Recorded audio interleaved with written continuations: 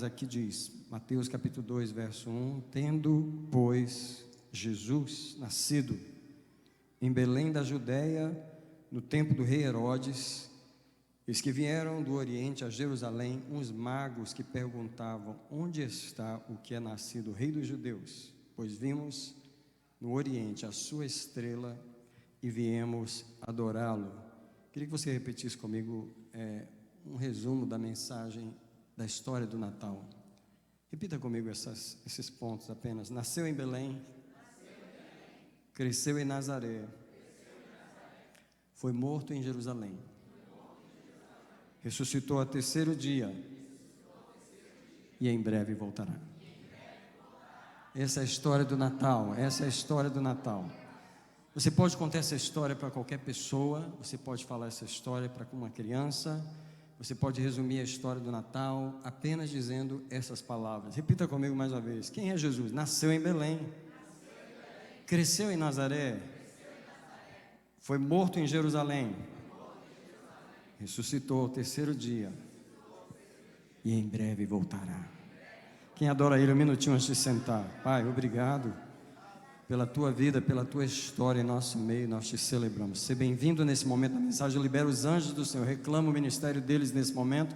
Eu proclamo o sangue do Cordeiro sobre este lugar. Eu proclamo o domínio de Jesus contra toda a força do mal. Tudo aquilo que vem de Satanás seja amarrado agora, seja amordaçado, todo pensamento, toda ideia, todo argumento que nasceu na mente do maligno, seja cancelado agora. Eu proclamo os anjos do Senhor dominando esse lugar, libero o sangue de Jesus sobre esse lugar. Alguém diz comigo, eu recebo essa palavra no meu espírito. Pode sentar, amados.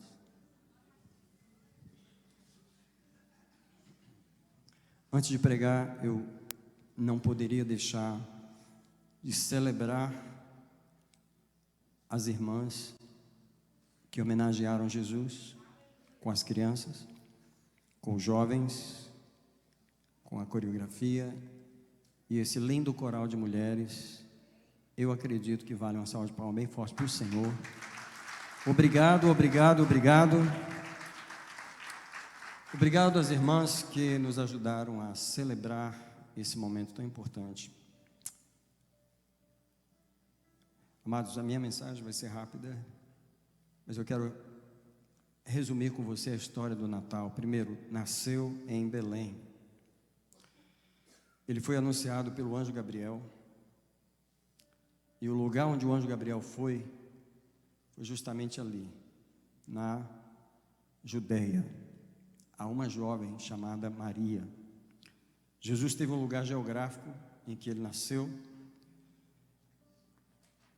E é interessante que a cidade de Belém, ela é exaltada em Miqueias, no capítulo 2, no capítulo 5, verso 2, quando o profeta Miqueias, centenas de anos antes de Jesus, ele diz, Belém, você sendo uma das cidades pequenas de Judá, saiba que de ti sairá aquele que reinará sobre Israel.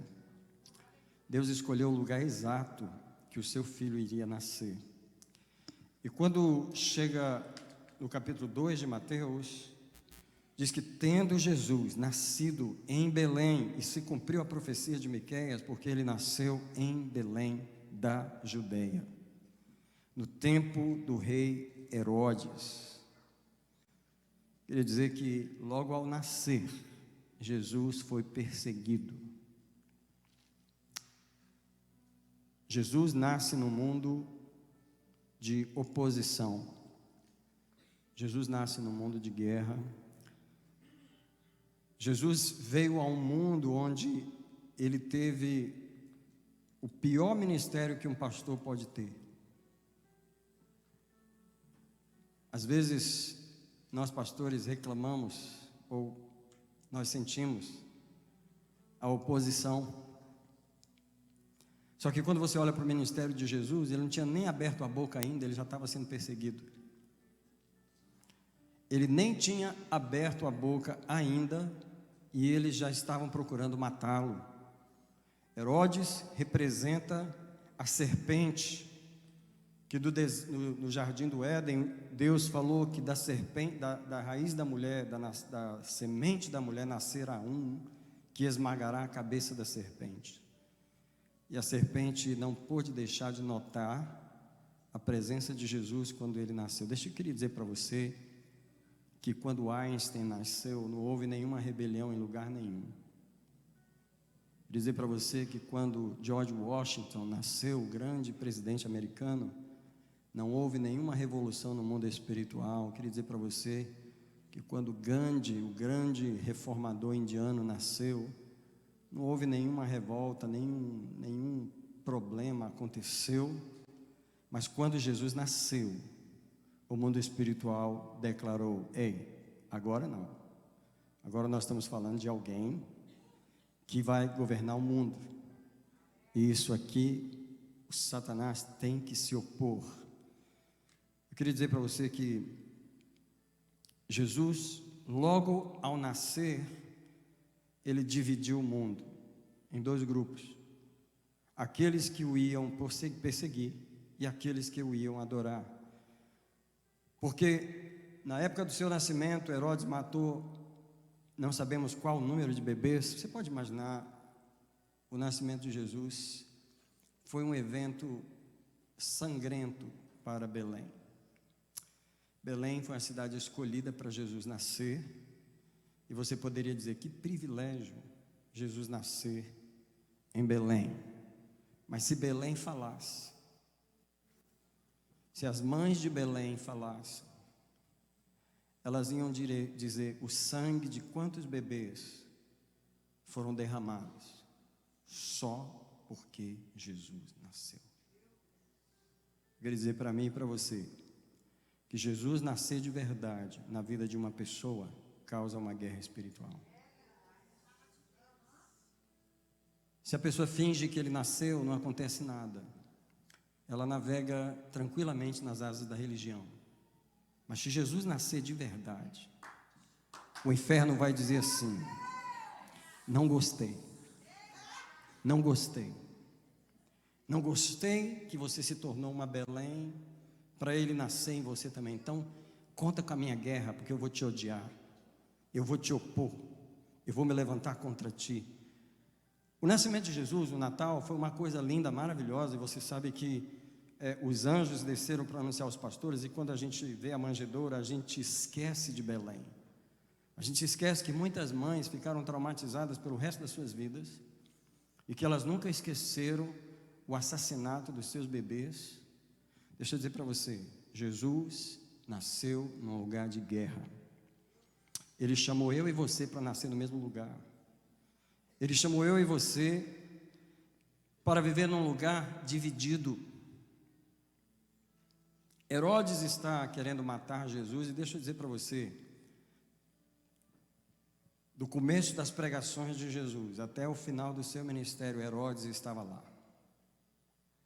Na vida dos herodianos, na vida dos principais sacerdotes, dos escribas, dos fariseus, que estavam ali simplesmente para se opor ao ministério. Você imagina alguém vindo no culto só para se opor? Você imagina alguém vindo no culto só para resistir à pregação do pregador? Foi isso que Jesus enfrentou. Quando você estiver recebendo oposição, lembra que ninguém teve um ministério mais terrível do que o ministério de Jesus. Não teve um culto que ele teve paz. Quer dizer, teve quando ele estava afastado só com os discípulos, e mesmo assim ainda tinha um no meio deles que ia se opor. Do começo até o fim, do seu nascimento até o fim, Jesus viveu em oposição. Se você está enfrentando oposição, lembra de uma coisa: você é seguidor de Jesus. Agora deixa eu dizer, da mesma forma que os opositores se manifestaram, porque eles sempre se manifestam, eles têm que se manifestar, porque Jesus é real, Jesus é verdadeiro. Se Jesus está na sua vida, algum opositor você vai ter. Só que os magos e os pastores também vieram adorar Jesus. Jesus está nascendo no meio desse ambiente onde do lado alguém quer matá-lo, mas do outro lado alguém quer adorá-lo. Sabia que é esse o ambiente que Deus nos chamou? Enquanto uns rejeitam a Jesus, outros o adoram. E aí deixe-me dizer que aos 8 dias de nascido, Jesus é levado ao templo em Jerusalém para ser apresentado, e ali ele comparece na casa de Deus para confirmar o propósito do seu nascimento. Porém, as palavras que Maria ouve no capítulo 2 de Lucas, no verso 34, não são agradáveis. Como que pode você ir apresentar o seu bebê? E nós já apresentamos vários bebês aqui, é um momento alegre, ninguém dá profecia de morte para a mãe no dia da apresentação do seu bebê. Ninguém diz para sua mãe: ei, uma espada vai furar sua alma. Como assim? Só vim apresentar meu bebê, qual o problema? Olha só, em Lucas capítulo 2, versículo 34, Simeão, tendo Jesus nos braços, ele abençoou Maria e José e disse a Maria, mãe do menino: eis que este é posto para a queda e levantamento de muitos em Israel, para ser alvo de contradição. Se todo mundo no mundo gosta de você, tem alguma coisa errada com você. Se todo mundo no mundo te aplaude, tem alguma coisa errada com você. Jesus era alvo de contradição. Contradição. Falar contra. Ele será motivo de contradição, e uma espada traspassará a tua própria alma. Como que você acha que Maria levou essa palavra para casa naquele dia? Fui apresentar o meu bebê, aquele que o anjo me anunciou, e agora eu volto para casa com a promessa de que uma espada traspassará a minha alma. E o verso termina dizendo: para que se manifestem os pensamentos de muitos corações. Alguns de nós têm que sofrer para que a verdade dos corações enganados se manifeste. Vou repetir o que eu acabei de falar. Alguns de nós têm que ter a sua alma traspassada para que a verdade, no meio do engano do mundo, se manifeste. Presta atenção, o verso diz: uma espada traspassará a tua alma, para que se manifestem os pensamentos de muitos corações. Bom, esse foi o nascimento de Jesus, mas sabe, Jesus cresceu em Nazaré. Ele passou 33 anos e meio vivendo no meio de uma família como nós. Jesus nasceu numa família judaica e ele adorou a Deus no judaísmo desde a sua infância. Jesus estava acostumado a ir ao templo todos os anos para as festas, 3 vezes ao ano eles iam às festas dos tabernáculos, a festa da Páscoa. Eles não perdiam essas festas, e Jesus adorou a Deus no judaísmo. E que coisa incrível, ele serviu a Deus por 30 anos no judaísmo e não ficou preso no judaísmo, não ficou preso na religião. Ele tinha uma revelação dentro dele. Dos 12 aos 30 anos, ninguém sabe nada sobre a vida de Jesus, porque foram 18 anos que ele viveu na obscuridade. Uma das coisas que nós sabemos é que Jesus foi um filho, uma criança, um adolescente, um jovem obediente aos seus pais. José morreu em algum momento da vida de Jesus, e Jesus assumiu a carpintaria de José. Ele assumiu o cuidado da família junto com seus irmãos e suas irmãs. Era uma família grande, não era uma família pequena. Não era só Jesus, Maria e José. Jesus teve vários irmãos, e a Bíblia fala das suas irmãs também. Então você imagina um banheiro só na casa, todo mundo querendo tomar banho. Eu não sei qual a briga que acontecia entre os irmãos e as irmãs, mas alguém devia observar que Jesus era diferente. É dentro da família da gente que a gente mostra a nossa natureza. E Jesus revelou ali quem ele era. Simplesmente um ser humano diferente. Jesus cresceu em Nazaré, ele orou tantos anos em Nazaré, ele serviu a Deus, ele leu o Pentateuco, o Velho Testamento, tantas vezes em Nazaré, ele foi ao culto tantas vezes de Nazaré até Jerusalém, ele fez aquela viagem tantas vezes, E cada vez que ele ficava mais velho de idade, que se aproximava a sua idade dos 30 anos, ele ia sentindo um aperto no coração, pois ele sabia o propósito para o qual ele havia vindo. Só depois daqueles 30 anos, Jesus finalmente é lançado no ministério por João Batista. Não sei se você sabe que Jesus não iniciou seu ministério sozinho. Ele foi lançado ao ministério através de João. E então, ao ser batizado por João, veio sobre ele o Espírito Santo e o Pai falou no meio da multidão. E a partir daquele momento, João aponta para ele e diz: eis o Cordeiro de Deus que tira o pecado do mundo. E João está dizendo: esse é o que vem depois de mim, o qual não sou digno de desatar a sandália dos seus pés. Eu vos batizo com água, mas ele vos batizará com o Espírito Santo e com fogo. Em outras palavras, se vocês querem seguir alguém, sigam a este, porque este é o que foi prometido. João lança Jesus no ministério. É por isso que Jesus mais tarde dá satisfação do seu ministério para João.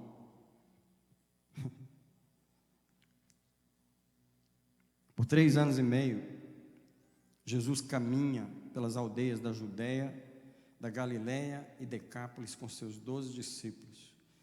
Jesus era acompanhado por uma multidão que tinha intenções muito variadas. Uns amavam de verdade a palavra, outros só queriam comer pão, outros só queriam ver milagres, e tinha os perseguidores no meio, os que só vinham para combater. É muito interessante você analisar o ministério de Jesus, como ele foi como pastor, como ele pastoreou aquelas pessoas. Finalmente, Jesus é preso, como ele disse que seria. Ele é condenado, ele é crucificado, ele é morto em Jerusalém, sob o governo de Pôncio Pilatos.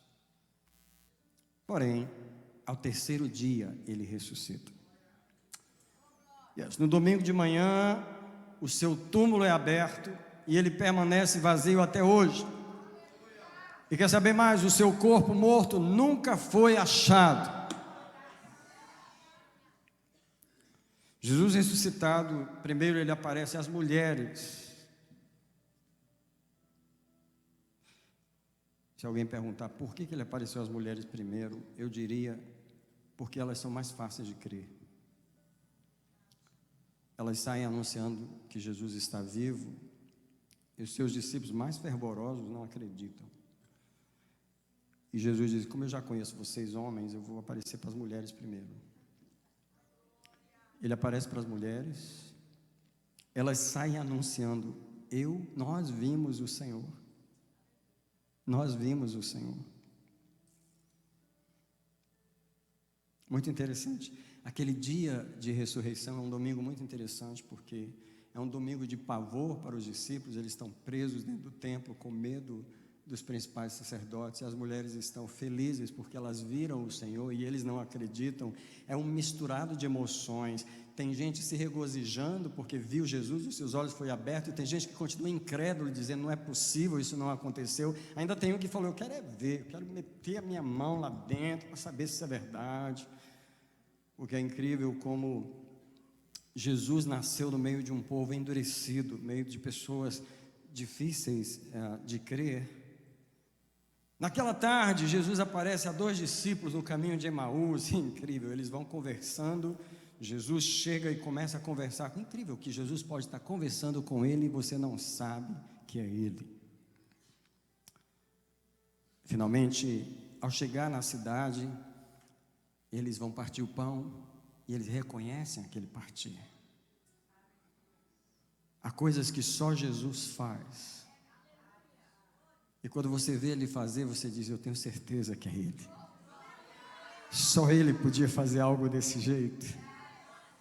É hora que os seus olhos se abrem e ele desaparece diante deles, pois ele está num corpo glorificado. Então eles saem correndo. As emoções do domingo de ressurreição são muitas. Eles saem correndo para Jerusalém para encontrar os outros e dizem: nós vimos o Senhor também. Ele apareceu a nós. E Jesus é essa pessoa que vem causando todo esse alvoroço no meio dos seres humanos. Bom, Tomé não estava naquele culto, ele decidiu faltar ao culto naquele dia, ele falou, não vou para a igreja hoje. E Jesus aparece no meio deles, e aquela semana inteira Tomé ficou ouvindo. Você sabia que ele veio no nosso meio? Mais uma semana de incredulidade. Tem gente que quer mais uma semana de incredulidade. No outro domingo, Tomé está no culto. Tá bom, eu vou lá hoje. Pode vir desse jeito. Jesus vai aparecer no culto anyway. Jesus aparece no culto para Tomé. Falou, vem cá. Você não falou que você só cria se você visse? Vem cá, coloca as mãos aqui, Tomé. Não, Senhor, não. Não, coloca as mãos aqui. Para você ver se sou eu mesmo. Então ele diz, olha, Tomé, não sejas incrédulo, mas crente. Bem-aventurados que não viram e creram, Tomé. Bem-aventurados que não viram e creram. Jesus começa a aparecer para as pessoas. E ele aparece durante 40 dias. Aqueles dias que ele foi ressuscitado, ele aparece num corpo glorificado. E enquanto isso, os romanos estão espalhando a mentira de que o corpo dele foi roubado. Esse corpo que até hoje não foi achado. Queria dizer que Paulo fala que Jesus foi visto por mais de 500 pessoas num período de 40 dias, antes dele subir de volta para o céu. Imagine você, aqueles cultos após a ressurreição, eram cultos diferentes. Eram cultos em quem era incrédulo se converteu, quem estava desviado negou Jesus, voltou, se reconciliou. Pedro estava de volta no culto. E Jesus está ali agora, numa segunda fase com os discípulos, porque ele está glorificado. E agora ele começa a falar que ele vai voltar ao céu. E dessa conversa, Jesus promete duas coisas aos discípulos. A primeira coisa, eu vou mandar para vocês o Consolador. Vocês não ficarão sós. Eu vos enviarei o Consolador. Em João capítulo 16, no versículo 7, Jesus diz assim, olha, eu vos digo a verdade, convém que eu vá, pois se eu não for, o ajudador não virá até vós, mas se eu for, eu vos enviarei. E quando ele vier, ele convencerá o mundo do pecado e da justiça. Quem está feliz por estar debaixo do ministério do Espírito Santo? Quem celebra o Espírito Santo? Quem celebra o Espírito Santo comigo? Um minutinho, por favor. Porque Jesus não nos deixou sozinhos, Ele nos deixou debaixo das asas do Espírito Santo. Quem celebra o consolo, a direção, a orientação, o convencimento, a graça, o poder do Espírito Santo, a revelação, a consolação, as línguas do Espírito Santo. Quem celebra nessa manhã?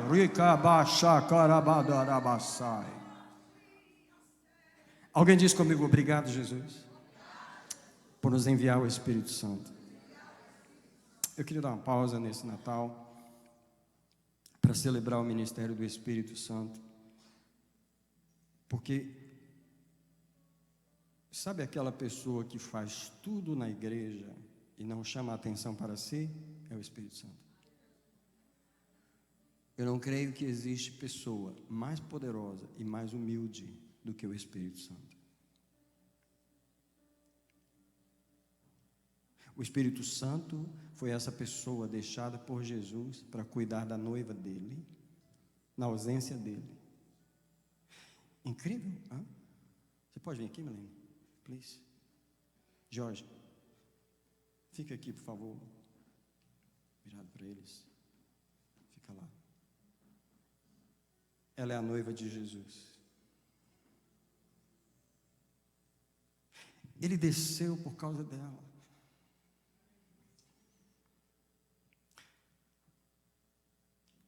Ela estava manchada, ela estava perdida,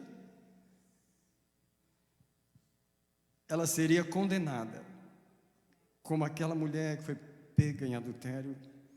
Eles já estavam com as pedras na mão para destruí-la, mas ele desce Ele nasce. Ele veio para redimir a sua noiva. Então, ele dedica a sua vida a uma igreja que ele amou do mundo.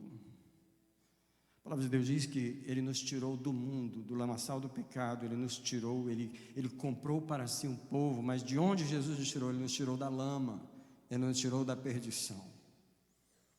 Você pode imaginar o preço que alguém paga para poder fazer uma noiva assim? E foi esse o preço que custou a Jesus, o seu sangue, a sua vida, pela sua noiva.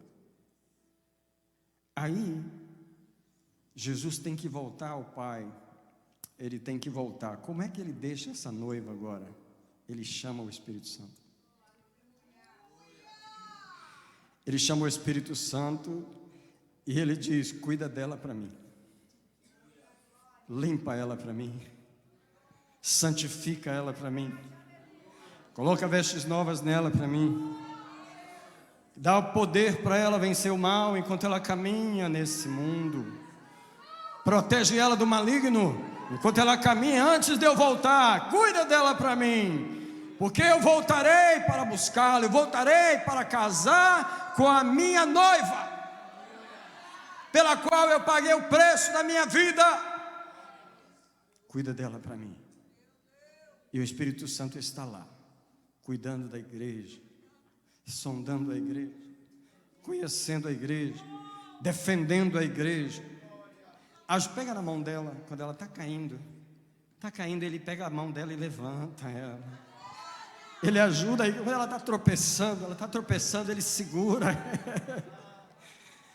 Há um amigo do meu lado, há um amigo do seu lado, é o Espírito Santo.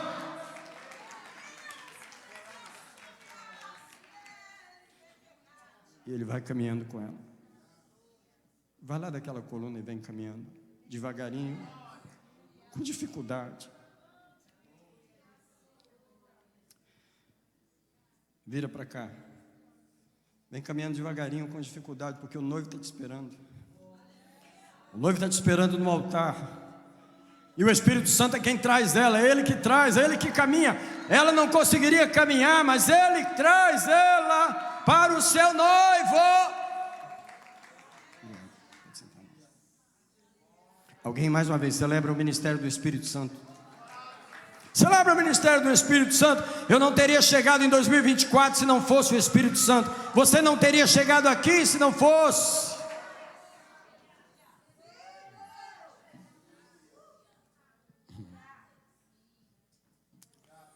Jesus promete duas coisas aos discípulos: eu vou enviar o Consolador. E a segunda coisa que eu prometo: eu vou buscar vocês. No capítulo 14 de João, no versículo 3, Jesus diz assim: ei, eu vou preparar lugar para vocês. E quando eu for e vos preparar lugar, eu voltarei. Eu vos tomarei para mim mesmo, para que onde eu estiver, vocês estejam também. Eu queria perguntar: onde Jesus está quando ele voltou ao céu? Sentado no trono à direita do Pai. Qual é o lugar que Jesus vai levar a sua noiva quando ele vier buscar ela? Para o mesmo lugar onde ele está sentado à direita do Pai. Vai ser uma coisa interessante a igreja no céu, porque por toda a eternidade até hoje nunca teve igreja no céu. E os santos que faleceram, eles não estão no céu, ao lado do trono de Deus, onde a igreja vai ficar. Eles estão em alguma sala, em algum lugar, esperando os seus companheiros que ainda não chegaram. A igreja não vai chegar de pedacinho na presença de Deus e os atrasados chegam depois. A igreja vai chegar junto. É uma noiva só. Portanto, a igreja não está ainda no lugar que ela vai ocupar pela eternidade. Vai ser interessante os anjos virar para nós e falar assim: olha, a gente viveu aqui milhares, bilhões de anos, mas a gente sabia que o Pai criou uma noiva para ele, mas a gente nunca viu essa noiva sentada aqui agora, como vocês estão sentados conosco aqui, ao lado do Pai, aqui no trono. A gente nunca teve essa experiência, e agora, por toda a eternidade, nós vamos conviver com mais um inquilino no céu. Quer dizer, vocês não eram daqui, vocês não estavam aqui, e agora vocês vão morar aqui, não de aluguel, vocês vão morar aqui para sempre. Vocês não vão embora nunca mais, e vocês vão estar ao lado de Jesus. Os anjos ficarão felizes com a nossa presença no céu. Eu queria dizer para você que nós, por causa da nossa cegueira no mundo, que a nossa visão é fechada, mas os anjos, eles não têm essa cegueira. Os anjos têm uma expectativa muito grande da chegada da igreja no céu, porque eles vão ter um relacionamento conosco que eles não podiam ter na terra. Quantos de nós talvez já desejou que você pudesse conversar com seu anjo? Eu desejo. Só que no céu não vai ter esse problema.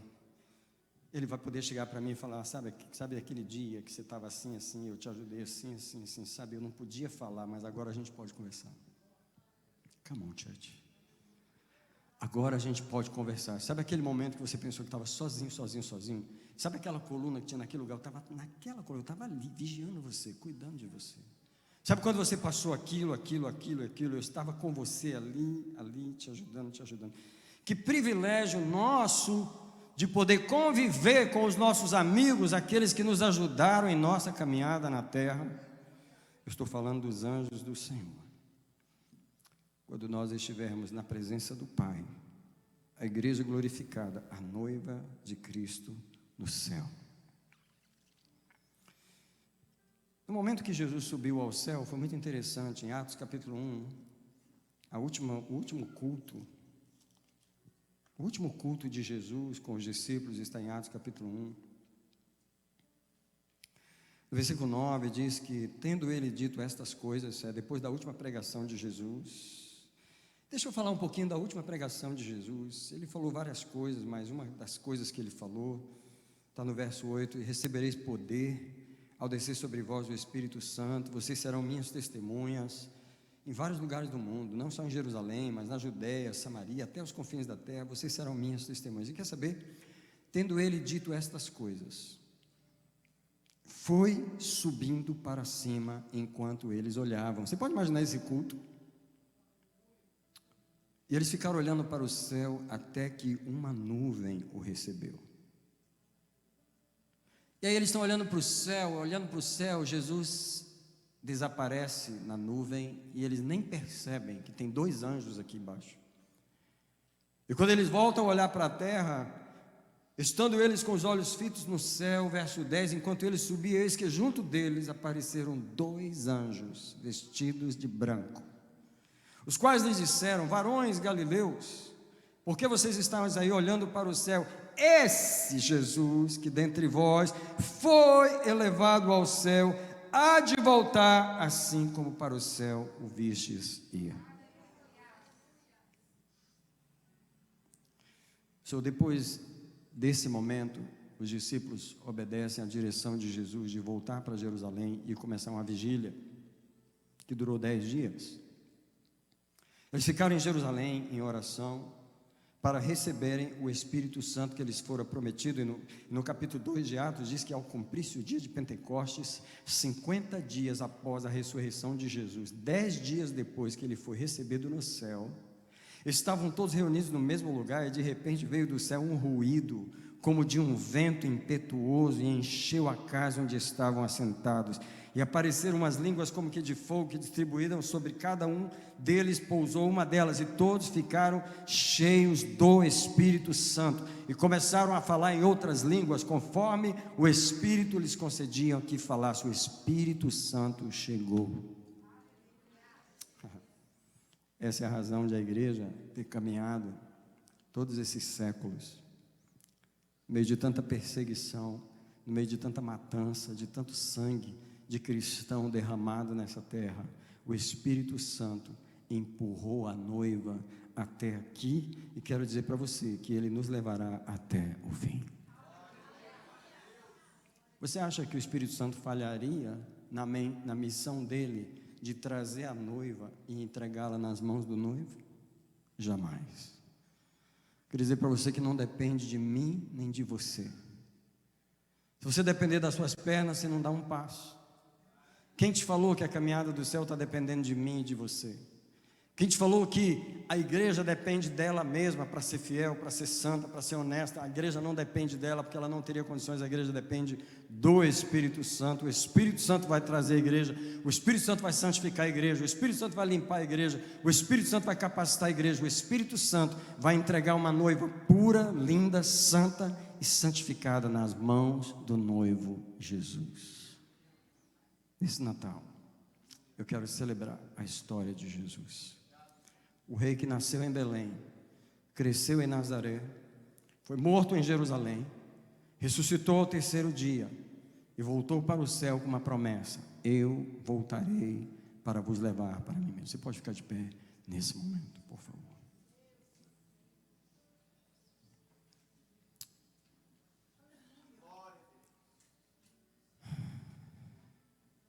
Louvado seja o Senhor Jesus. Louvado seja o Senhor Jesus nessa manhã.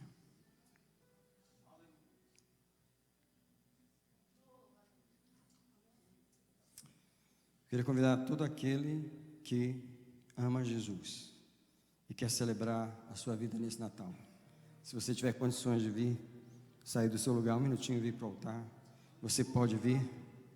Nós vamos adorá-lo aqui enquanto essa canção toca. Eu queria que você adorasse o rei que nasceu em Belém, cresceu em Nazaré, foi morto em Jerusalém.